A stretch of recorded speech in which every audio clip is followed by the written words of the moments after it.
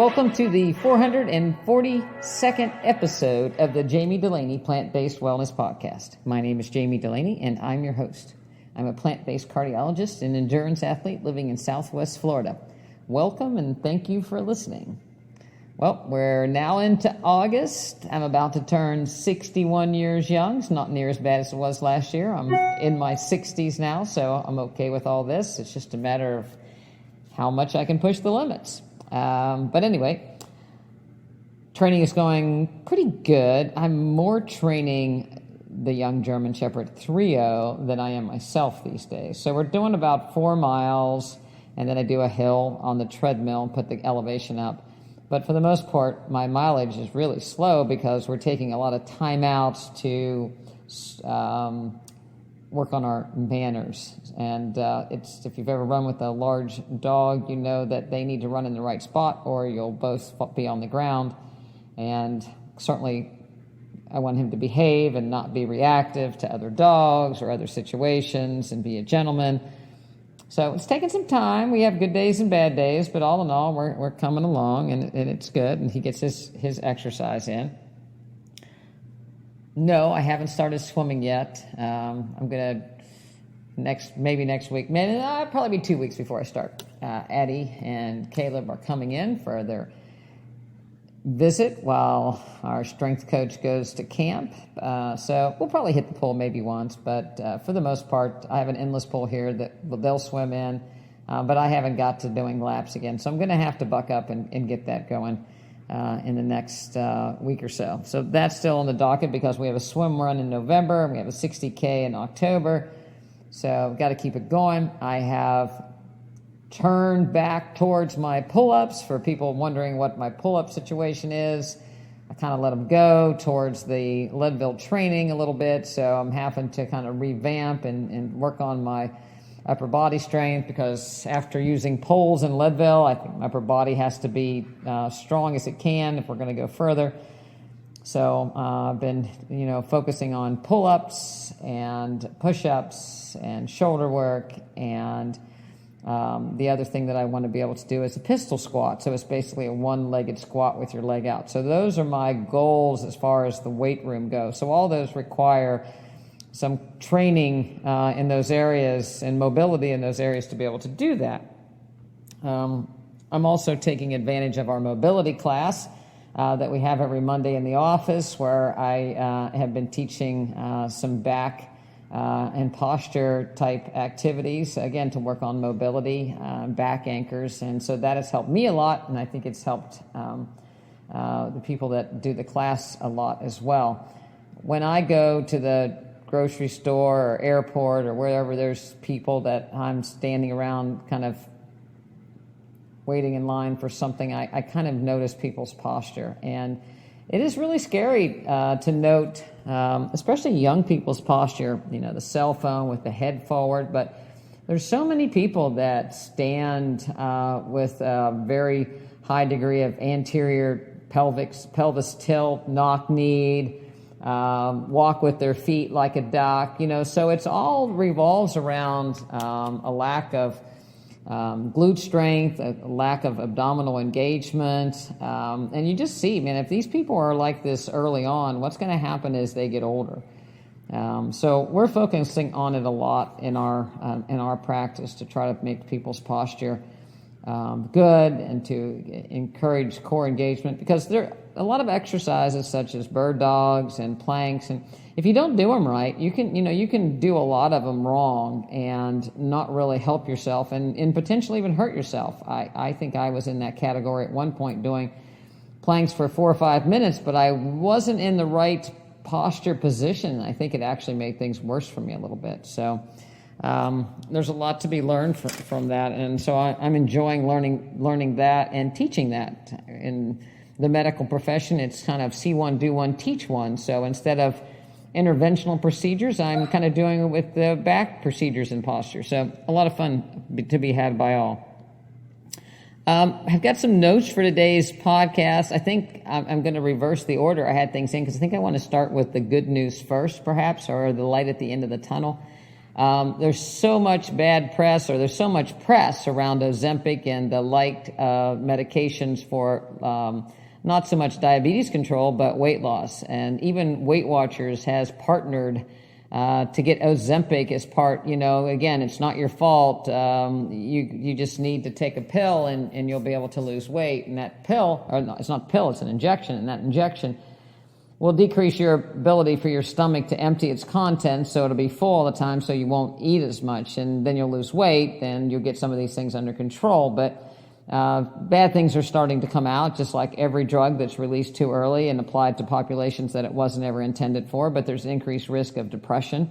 There's side effects of one ER study looked at a marked increase in ER visits for nausea and vomiting, uncontrolled vomiting because of Ozempic. I say over and over, there's no quick fix to any of these conditions, and a medicine that makes you sick to make you lose weight is really not in anyone's best interest. And I think, you get so many more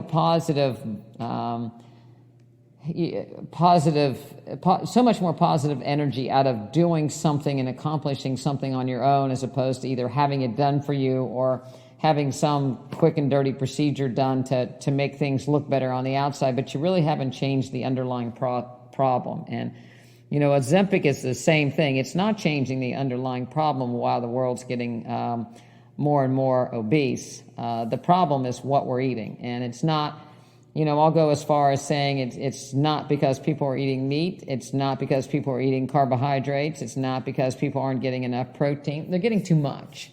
And they're getting too much processed. And that's really the big takeaway is people are getting too many things that are processed, and they're not doing anything to prepare it on their own, and the quality of the food is bad. So people are eating out of gas stations, out of Dollar General stores, out of fast food restaurants, and they wonder why they're morbidly obese. And giving somebody a shot to suppress their appetite or to cause them to not empty their stomach is not the answer. And so how could that possibly treat the psychological issues that people have associated with being overweight?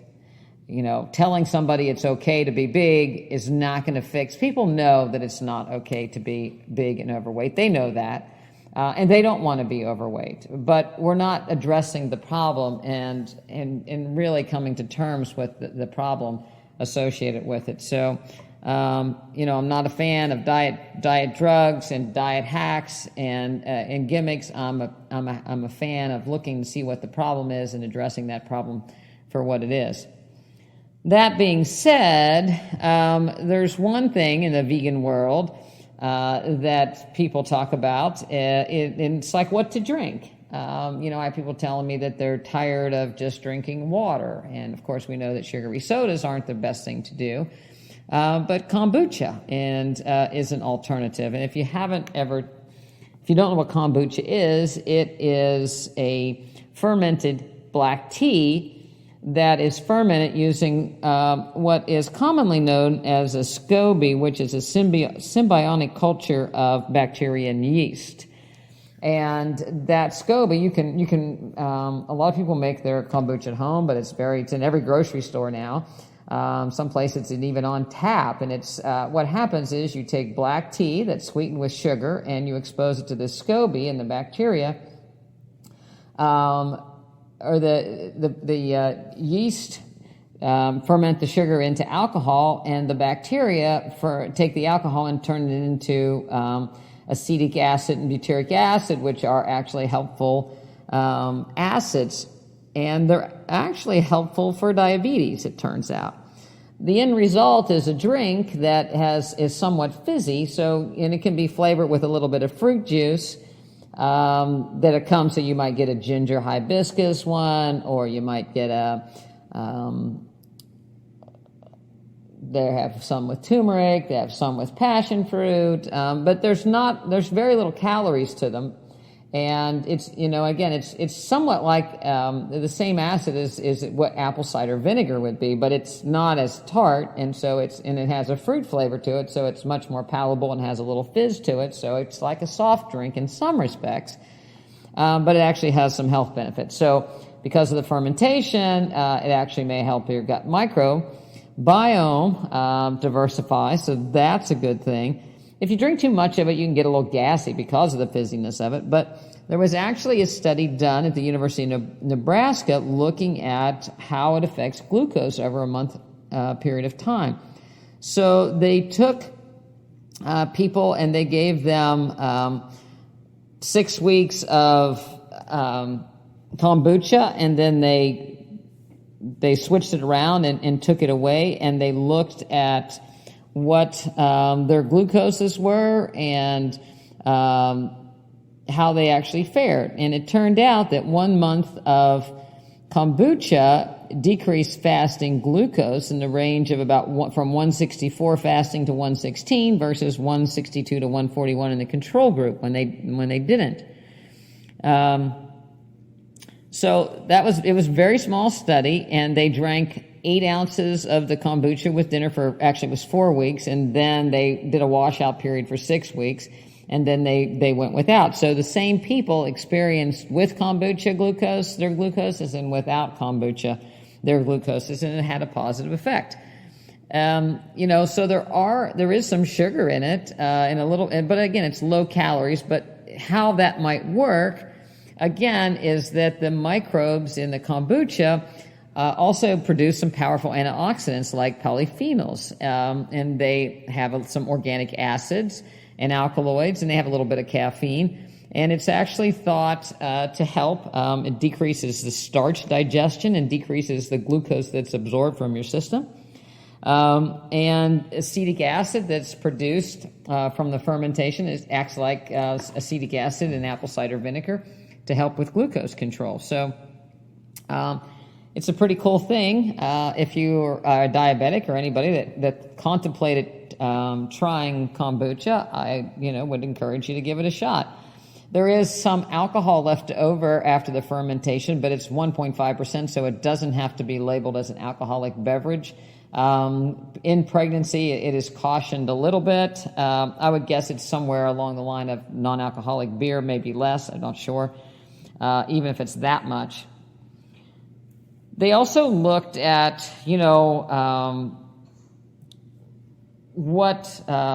what else you could do with this SCOBY. So if you've ever seen it, it looks like a disc. If you've ever cultured anything on Petri dishes, it kind of looks like that Petri culture medium, but it's kind of a rubbery, light yellow tan disc, so to speak, that floats on top of the tea and does the fermentation.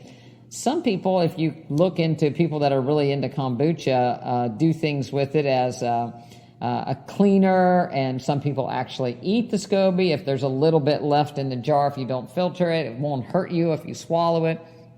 But they actually, another study or another investigation looked at whether you use that SCOBY material in frying things, would you decrease the fat? So junk food is typically fried in oil, and if you've ever fried anything, the substance readily takes up the oil, which makes it more fatty. So if you fry, a vegetable that has very low fat, it takes up all the oil and becomes more fatty. Of course, if you fry something fatty, it becomes even more fatty. So they actually did this study where they looked at frying donuts with the SCOBY as one of the ingredients, and instead of so much fat, and they were actually able to decrease the oil content in the donut from 28% down to 15%. Now, I am not advocating going out and getting SCOBY fried donuts, but don't be too surprised if someday you don't see them on the shelf. But I kind of looked, it's like, so what would it be if you decreased a donut from 28% fat to 15%, to 15% fat? So I looked up what a Krispy Kreme was. A Krispy Kreme donut has 190 calories, 17 of which is fat, which makes 53% of the calories that come from a Krispy Kreme donut fat calories. There are 88 of the 190 calories, or 46% come from carbohydrates. So again, when people say, I lost weight because I gave up carbs, and they said they gave up donuts, they really meant they gave up fat, because you can't eat donuts on a ketogenic diet because of the carbohydrates, and you can't eat, so you're eliminating more fat than you are carbohydrate. Nevertheless, if you decrease the Krispy Kreme fat content by 53%, then you would have a donut that gets 30% of its calories from fat. So it would be the equivalent of just a bad snack, so to speak. But when I looked at Krispy Kreme ingredients even further, there is a whole host of oils associated with them: palm oil, partially hydrogenated, cottonseed oil, partially hydrogenated, soybean oil, which most of the time is genetically modified, milk powder, so Krispy Kremes are not vegan, tricalcium phosphate, which is a thickener, and the glaze has more of this partially hydrogenated stuff, which is very inflammatory, associated with cardiovascular disease. So even if they fry your donut in kombucha SCOBY, it's still not going to be worth eating, so stay away. Which takes me into another study about the ketogenic diet. So this is a very high-fat diet, so you don't even want a lot of protein in a ketogenic diet. You want as much fat as you possibly can get. And so there was a UK study looking at a database, looking at a ketogenic diet versus a standard American diet. So if we, looked at a standard American diet being 35% of the calories from fat, or probably 35 to 40% from fat, versus, more than 60-70% from fat. And so they had 70,000 participants to choose from. They looked at their lipids, they looked at their ApoB, which is ApoB level is all the cholesterol, lipoprotein. So it's a much better marker really of cardiovascular disease risk even than LDL. And they looked at 1,220 people on the standard American diet. And so the low carb, high fat diet, and everybody had a body mass index of about 27.7, and the SAD diet had 26.6. So both were categorized as overweight. And they measured their incidence of heart failure, LDL, ApoB, and they followed them for 11 years. And they did some questionnaires, and they also controlled for heart disease, diabetes, obesity, smoking, hypertension. The low carb, high fat diet had 2 times the severity in cardiovascular events as the standard American diet. So we take a bad diet and you can make it 2 times worse by eating a ketogenic diet. They had more strokes, more stenosis requiring immediate intervention, more peripheral vascular disease. They had 9.8% had a new cardiac event in the 11 years versus 4.3 in the standard American group. And the people that had the highest LDL had the most events. So when you see all this stuff on the internet saying LDL is not associated with events, here's another study showing that in fact it is. Again, a ketogenic diet versus a regular bad diet is still worse. The only benefit is if somebody lost a bunch of weight, then they temporarily might improve some symptoms. But again, the damage that they're doing with the fat deposition in their muscles, the protein loss, and the other things that the metabolic waste is certainly going to come back and bite them. I think I clicked one time on Twitter on a carnivore diet just to see what these people were saying and kind of follow along and seeing if there's any research, and it just irritates me so bad. And they quote all these studies about how people were talking about how good they feel and how muscular they are, and there's a doctor on there that always has his shirt off, and he's big, and he's got big muscles, and apparently he also has the androgen steroid use to prove it. And then of course they throw poor old skinny pasty white Dr. Greger under the bus and say you could look like him if you're a vegan. So we got the worst of the worst versus the, most chemically toned of the other. And, which one do you want to be, so to speak? I don't know about you, but if you look at anybody that's lived a long time, a blue zoner, or anybody that, and they even throw the blue zoners under the bus saying it's not true, but if you look at anybody that, has lived a long time, they're usually not, they don't look like the Incredible Hulk. All that muscle growth comes at a price, because you have to increase your TOR, you have to increase a lot of growth products in your body. That's also going to increase a lot of growth products that cause cancer as we age. So we weren't meant to get bigger as we get older. But anyway, you never know. So I wanted to look into some of these studies that, people are quoting about the carnivore diet. And really, I can't find anything, because people say tens of thousands of people are on this diet and they're doing so well. And I can't find anybody old at all that's eating a carnivore diet for the last 30 years. I can't find any study that looks more than 14 months. I can't find any study that doesn't just involve a questionnaire and self-reported, I feel great, as opposed to some sort of biomarker. And most of the time, their cholesterol goes way up, and they say, well, I'm okay despite that. Well, you're okay for now, when nobody's looking, perhaps, but, the shoe's going to drop at some point.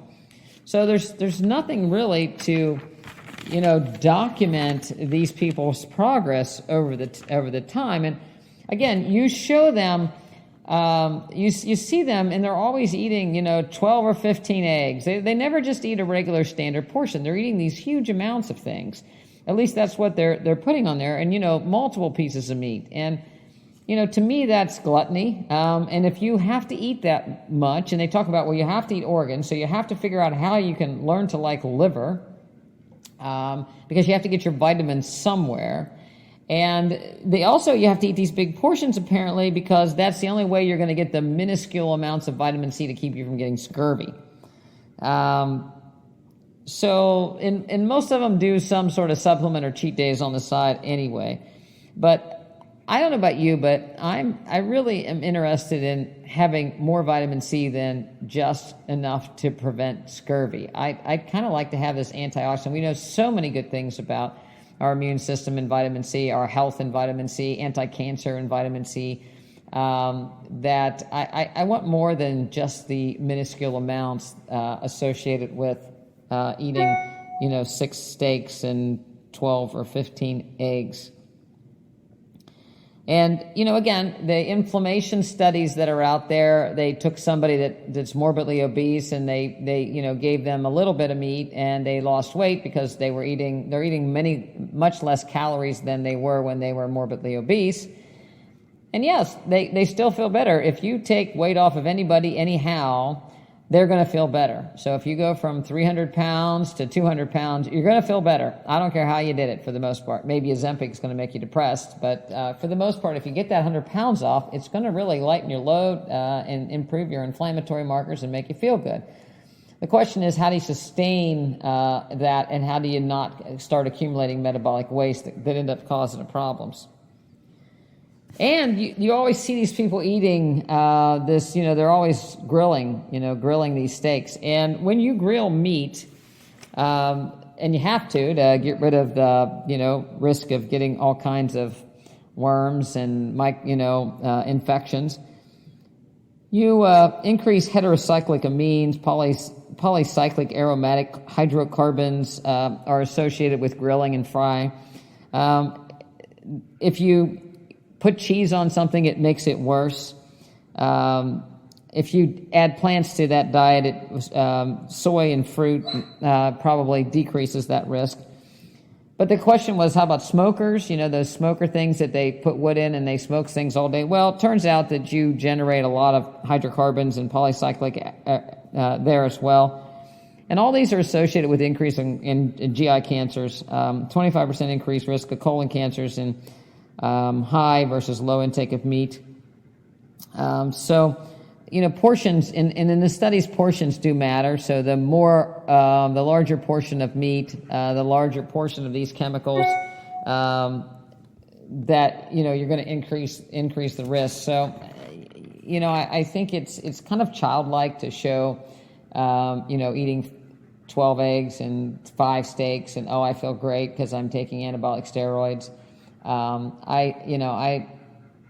I know people like wonder what if, but there's no way around accumulating the metabolic waste, not getting the antioxidants, and most of these people say that antioxidants aren't real and that meat actually decreases inflammation, and there's absolutely no proof of it. So don't get suckered into thinking that you can live on steak and eggs and be healthy. It just doesn't happen. And then, speaking of hormones, there was yet another study looking at hormone replacement therapy with menopause and increased risk of dementia. So they started looking back and looked at the increased risk of all-cause dementia, so whether it's Alzheimer's or vascular dementia. And they looked at people that were on just 1 year of hormones, people that started their hormones before age 55, people that started their hormones after age 55. And the end result of the study was the longer you took hormone therapy and conjugated estrogens, the higher the risk. Even if you start at less than 55, even at a year.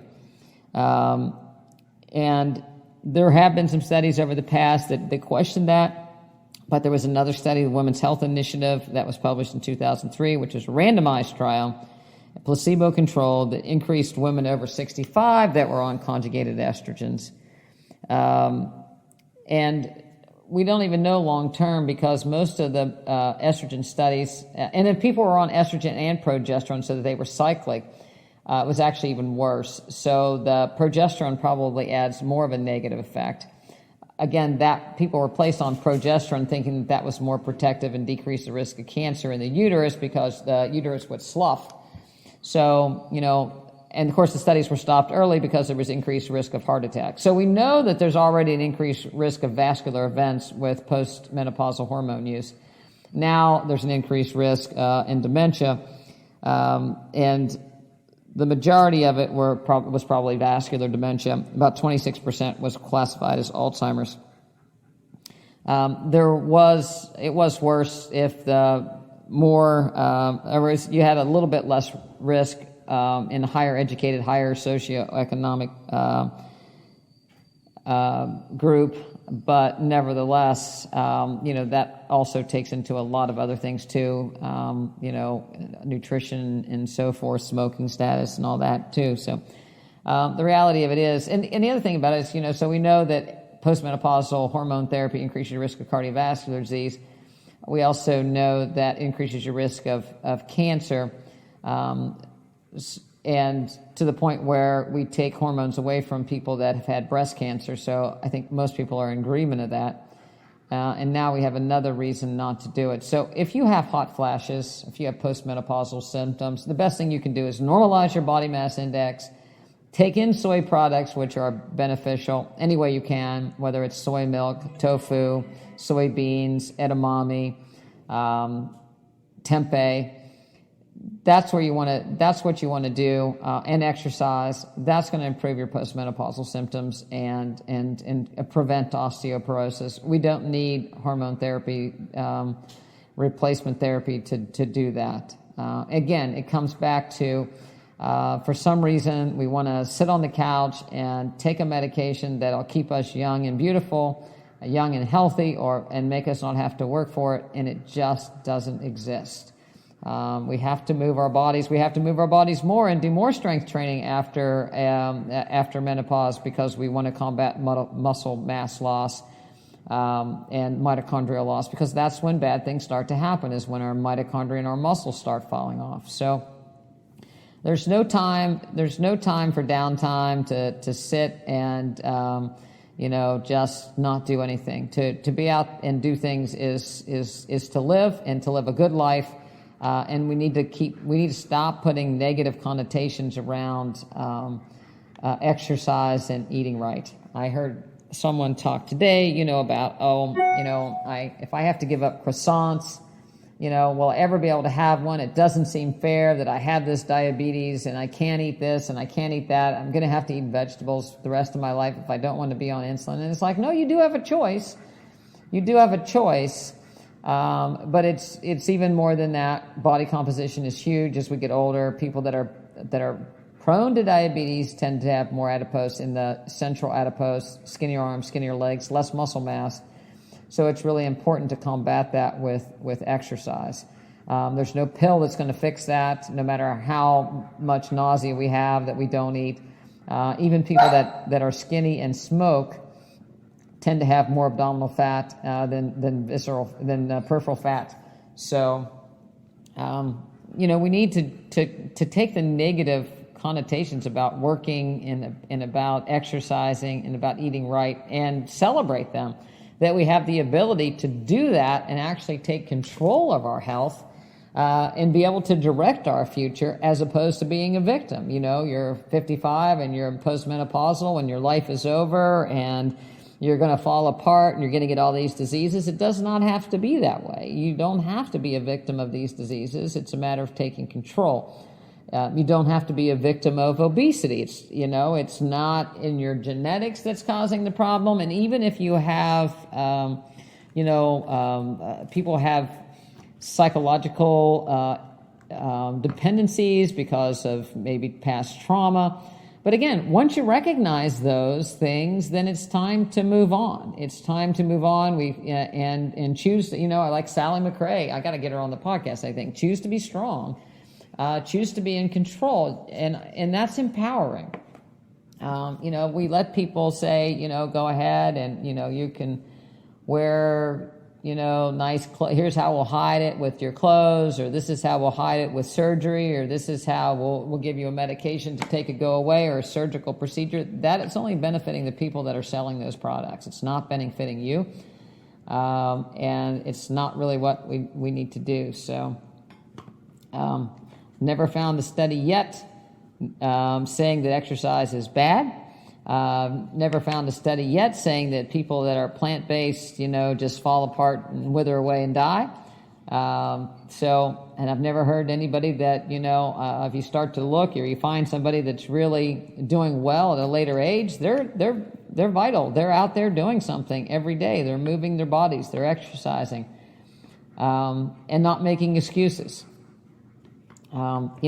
We need an hour to an hour and a half of zone 2, which is basically a heart rate that's about 65-70% of your predicted maximum heart rate. That's 220 minus your age, 60 to 70% of that. Do that for an hour to an hour and a half a day, and you'll do just fine. You can kick it up a little bit, but it doesn't have to be painful. Even if you do, a little strength training 8 times a day, it doesn't have to be painful. Household work, household chores work, gardening works, but you still need the cardiovascular. And we all have an hour. We all have that hour we can manage to squeeze in and do something. Get up a little earlier if need be, and rearrange your schedule so that you have time to make yourself healthy and not dependent on medications and procedures to keep you alive. Because in the end, it's not a life well lived. So that's my spiel for today.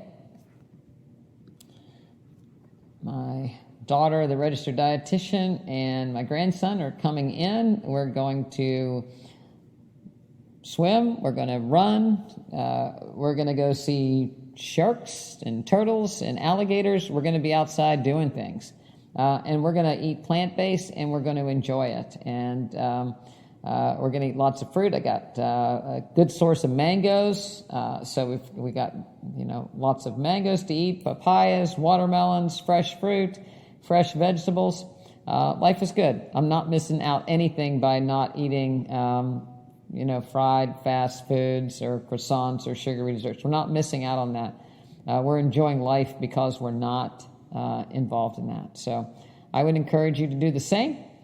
And I'll check in with you next week. Maybe I'll convince that registered dietitian to come on with me, and we'll talk about maybe a surprise or two. Who knows? All right. Talk to you later. Thanks for listening. Oh, and if you want to join our practice, we'd love to have you. We've got some room. We do online memberships where I call you and Addie calls you once a month. You can have access to our mobility class and the nutrition classes that we do once a week. They're on Zoom. They're all online. So not being in Port Charlotte, Florida is no issue. Addie does a nutrition-only level 1 consultation practice where she talks to people once a month. But we're an active practice. We're into mobility, posture, yoga, eating right, and being healthy. So if you want to be part of that and you want to do some work, go over to drdulaney.com, DoctorDulaney.com, and figure out how you can join. Sign up is easy, a couple clicks here and there. You can email me, Jami at Dr. Dulaney, Jami at drdulaney.com for more information. I'd love to talk to you. If you think it's not a fit and you want to talk to me directly, I'd love to talk to you about the practice. So give us an email and we'll set that up for you at no charge. Sophie says it is time for me to throw the blue ball now. So have a good night. Thanks.